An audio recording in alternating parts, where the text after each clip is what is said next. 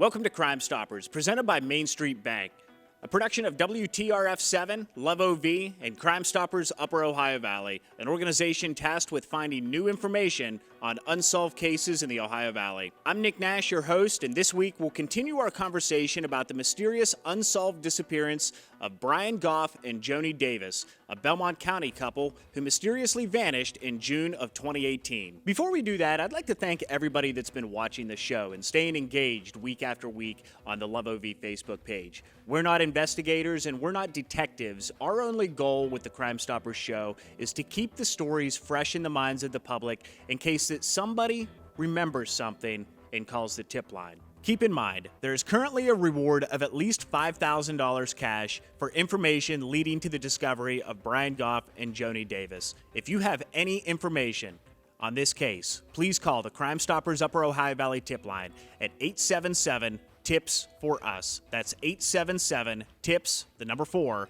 US. On last week's episode of Crime Stoppers, we sat down with Joni's sister Jackie and her husband Paul about Joni's relationship with Brian and their disappearance. This week, we're sitting down with the lead investigator on the case, Detective Sergeant Randy Stewart of the Belmont County Sheriff's Office, about the week that Brian and Joni went missing and some possible stories as to what happened that week. We've got a couple here that one of them has a medical condition. They're very set in routine. They're go to Pizza Hut every Sunday night. They get the same thing and they go home. And this one particular night, they don't come home. Who would be after them? Is there any reason to believe that there was somebody that had some sort of grudge against them that would disrupt their routine, that would be an immediate suspect in this? Not really. Looking into the history, when you talk to people, everybody got along with Brian. Brian was a great guy. Brian did dabble in some marijuana sales, apparently. The investigation doesn't show that to be, he sold to a few friends that they referred to it as garbage weed. So that, nothing in Brian's life appears to be bad enough to take somebody's life. Or two people's lives. Other than that, you don't know of any outstanding debts that he might have had. The obvious stuff, something that somebody might come after him over.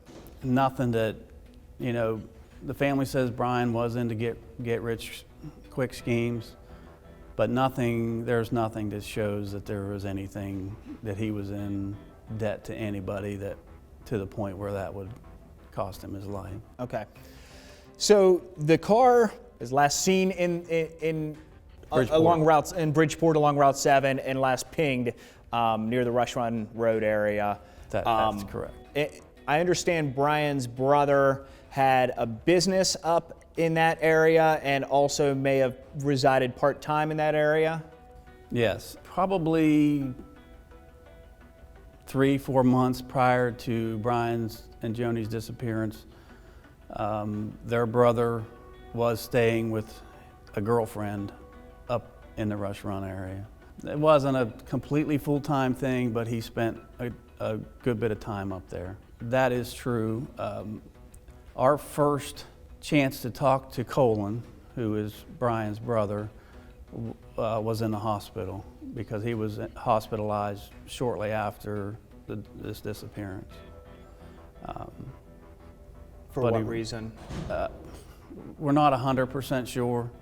There may have been some medical issues and also some mental issues. And these issues, are these issues that began prior to the disappearance or immediately following? Most people close to Colin say that this started happening before the disappearance, that he was having some issues prior to that.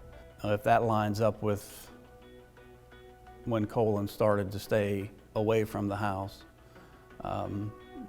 we haven't been able to pinpoint that yet.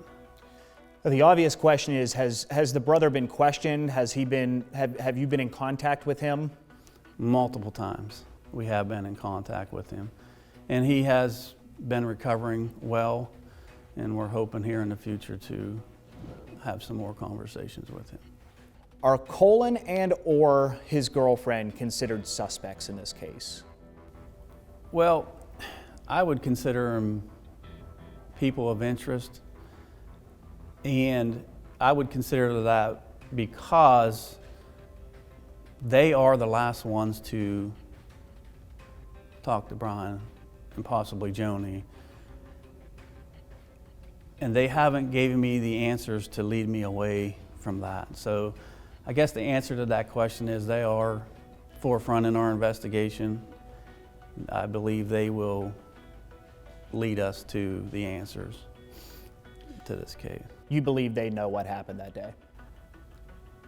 I believe they know more than what they've told us. All that took place that day, we know that Brian was up there, delivered some stuff up to his brother. We know this to be 11:30-ish in the morning. But what conversation took place up there, what happened there, they have not made clear to me. So there's still a lot of questions to be answered about the Rush Run area. Keep in mind that this is still an extremely active investigation, and investigators don't want to rule anything out. Regardless, I believe this case could be closed sooner rather than later if somebody somewhere would share the information that they know. Crime Stoppers is a presentation of WTRF-7, Love OV, and Crime Stoppers Upper Ohio Valley. If you know anything about the disappearance of Brian Goff and Joni Davis, please call the Crime Stoppers Upper Ohio Valley tip line at 877-TIPS-FOR-US. That's 877-TIPS-FOR-US. And keep in mind, there is an active reward for information leading to the discovery of what happened to Brian Goff and Joni Davis.